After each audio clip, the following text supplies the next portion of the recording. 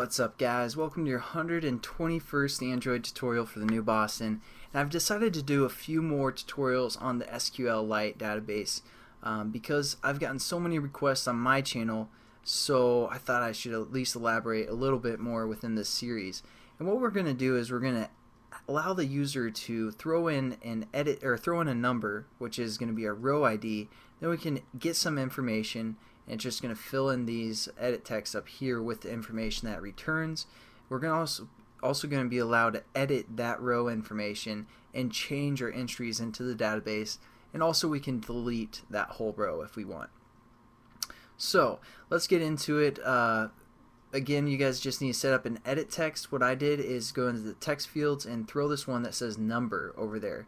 That way when they select this edit text, the number keypad will come up for them instead of, you know, the alphabetical keyboard. And then what we're going to do is, you know, you guys can set up your references for the most part, whatever you guys, you know, by this point you should know how to set up your own references, and it won't really matter as long as you have the reference bridges over in Java set up properly. So what I did is I set up both those buttons, those three buttons, and our new edit text so our whole class can use them. And then I created basically my variable names was SQL row, which is our edit text, which is going to give us the row number. SQL modify, which is our button that's going to, you know, modify that entry. SQL get information. Again, that's going to just return the information from our row that we insert. SQL delete, that's what I named for my delete button. And then I just set all on-click listeners and set up, you know, 3 new cases within our switch in case for our on-click listener. So let's get into it. The first thing that we need to do is we're going to kind of program our get information. So we got to kind of think about what we want again our application to do. The first thing that we want to do is we want to refer to our SQL row edit text. That's the new one that we set up, and we're just going to say get text dot toString, and we're going to set up a string variable to equal that. So we're just going to call this our string or S, something like that. And now we have a string that's going to return whatever is in our edit text. Now what we want to do is we want to convert that string into like an int or, you know, a long, let's say. Let's do a long, and we'll call this long L. So what we're going to do now is convert our string into a long type variable. And we do that by parsing. And so what we're going to do is we're going to refer to the long class dot parse long, and as you can see it takes a string within its parameters, and we're going to give that string reference the S. So again, this L variable is just basically converting whatever was in our edit text into a long type variable.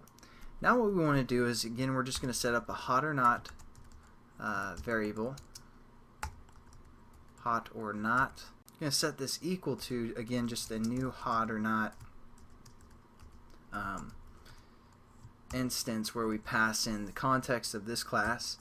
And then what we're going to do is we're going to open our hot or not so we can write to it, and then we're going to say, like, we're going to get some information back, a name and that hotness of the row. So what we want to do is we want to say something like string returned name equals, and then we can say our HON, our hot or not object, dot get name.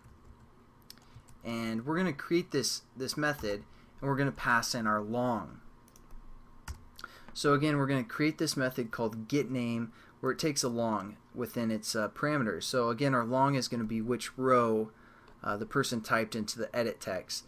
Then that it's going to send that off to this method called get name that we're going to set up. So that's what that's going to do. And then we're also going to set up another string for our returned hotness.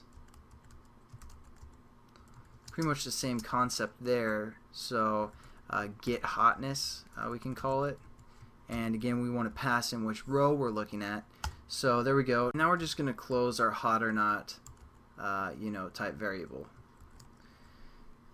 And then now we have our returned name and our returned hotness. So what we're going to do is just set our edit text up to equal that returned name and that returned hotness. So again, our edit text were called SQL name dot set text, and we're going to set it to our returned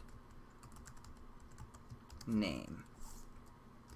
And then we're going to set our hotness edit text to our returned hotness. So there we go. We pretty much have everything set up. Now we just need to create these methods, which we'll do in the next tutorial.